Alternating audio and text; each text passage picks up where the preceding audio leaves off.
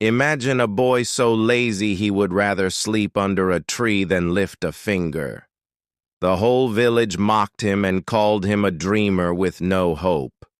But what if I told you that this same boy beat the strongest fighters in the kingdom, won a chest of gold, and saved his family, all by thinking in a different way? Get ready for a story that will make you rethink what lazy really means. Once upon a time, in a quiet village between green hills and golden rice fields, there lived a boy named Albert. His house was small and made of wood. It was on the edge of town, where the wind smelled like fresh soil and crops. Albert lived with his parents. They were farmers who worked very hard every day to grow rice. But Albert was the laziest boy the village had ever seen.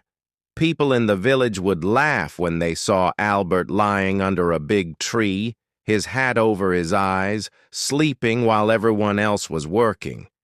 His job was simple: keep the birds away from the rice fields. Most boys would run around with sticks or slingshots, shouting and chasing the birds. But Albert thought that was too much work. So, he made a smart plan. He put tall wooden poles in the fields and tied ropes with cloth pieces to them. When the wind blew, the cloth moved and scared the birds. The birds flew away, and Albert didn't have to get up. He smiled and relaxed while the wind did his job. Albert's father, a kind but tired man with rough hands, saw Albert's idea.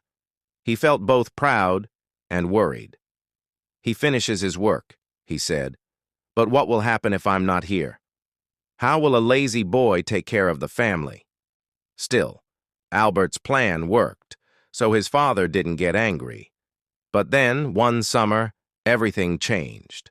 A long drought came. It didn't rain, and the land became dry and cracked. The hot air was full of dust. Albert's father became very sick. He had a strong fever and couldn't get out of bed. For the first time, Albert had to take care of the family. He tried hard to do the farm work. He carried heavy buckets of water, used farming tools, and pulled out weeds. But it was too hard. Albert was not used to this kind of work. After many days of trying, the crops started dying. The green plants turned brown and dry. That night, Albert sat outside under the stars. His heart felt heavy. He looked at the dying fields and said, "Why didn't I try harder? I've failed my family. There's no hope left." The next morning, something happened. There was noise and excitement in the village. Albert, still sleepy, went to the town square. A soldier in shiny armor stood on a box and shouted, "Listen, everyone! The king has announced a big competition at the palace. The winner will get a chest of gold, enough money to live like a king." The people were excited. Albert's ears stood up. Gold? That could help his family, buy medicine and new seeds. Without waiting, Albert shouted, "I want to join!" The villagers laughed. "Albert, the lazy boy?" they said. "You'll compete with the strongest fighters in the kingdom. You won't win." Even his parents looked worried, but they hoped he could do it. Albert didn't care. For the first time, he felt a strong reason to do something. He had 3 days to reach the palace. He packed a small bag and started walking, ready to show everyone what he could do. When Albert arrived, the palace was full of strong men and women. They looked like they could fight a bull.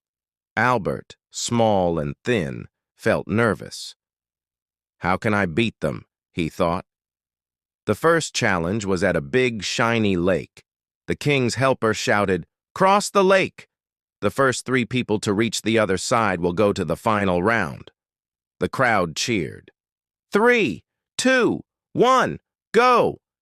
Everyone jumped into the water and started swimming fast. Albert didn't move. He wasn't a good swimmer. He knew he would get tired quickly. But then he smiled. "This isn't a swimming race," he said. "It's just a race to cross the lake." While others swam hard, Albert ran into the forest nearby. He picked up sticks, vines, and a flat piece of tree bark. He made a small raft and used a stick to paddle. The people were confused. They watched as Albert slowly pushed his raft into the water. The strong swimmers started getting tired, but Albert moved slowly and safely on his raft. To everyone's surprise, he reached the other side third. The crowd cheered, and even the king looked impressed. The next day was the final round. Only 3 people were left, 2 strong warriors and Albert, the one no one believed in. Each person got a big wooden block, heavier than a horse. The challenge was to move the block 1 kilometer to the end. There were tools nearby, ropes, levers, wheels, but each person could only choose one. The first warrior picked a thick rope and pulled his block with all his strength. The second used a big stick as a lever and pushed slowly. Albert stood quietly, thinking. He looked at the tools. "I can't be stronger than them," he thought, "but I can be smarter." He picked a small knife. The crowd laughed loudly. "A knife? What will you do with that?" Albert didn't care. He started cutting his block, making it round like a ball. He worked hard and fast. After an hour, he was done. He gave the wooden ball a small push, and it started rolling. The warriors were still struggling, but Albert's ball rolled easily. He walked beside it, guiding it with small pushes. The crowd was silent, then shouted with joy as Albert passed the others. He reached the finish line first. The crowd clapped and cheered. The king gave Albert the chest of gold and smiled. "You may be lazy," the king said, "but you are very smart. Use your mind well." Albert came home a hero. He used the gold to buy medicine for his father, new seeds, and hired people to help on the farm. But most of all, he learned something: being lazy didn't mean he was weak. His smart ideas and love for his family helped him win. From that day, Albert still liked to nap under his favorite tree.